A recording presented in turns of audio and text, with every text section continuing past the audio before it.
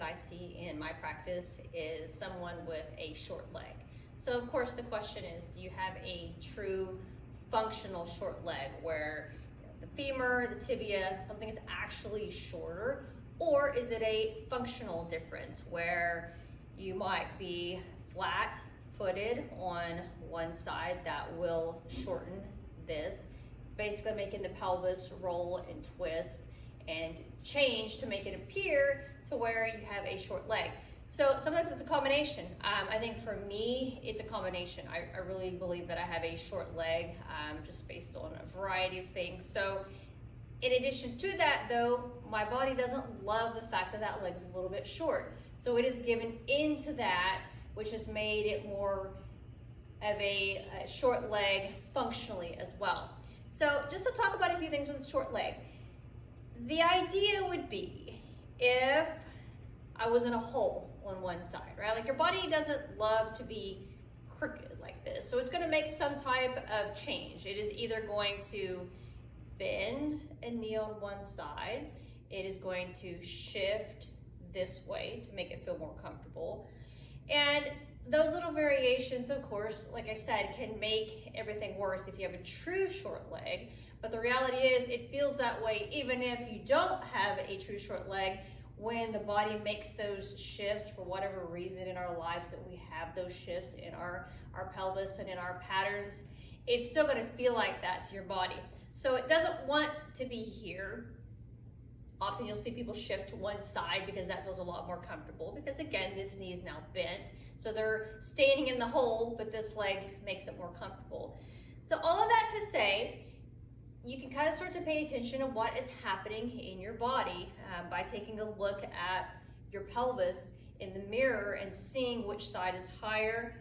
These little bones on the front can give you a really good reference point.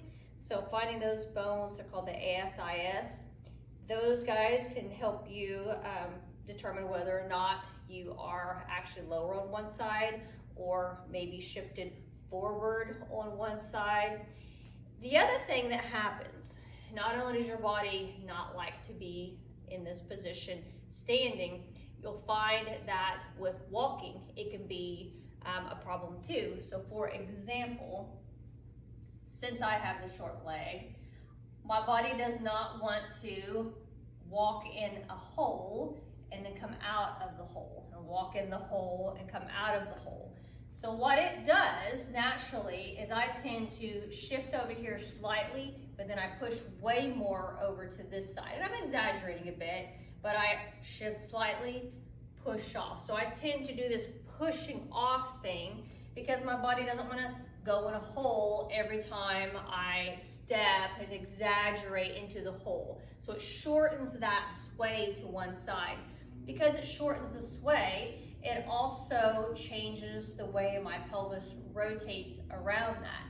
So it shortens it here as far as the sway, and it does not allow my body to have a nice twist of the pelvis because your pelvis should twist.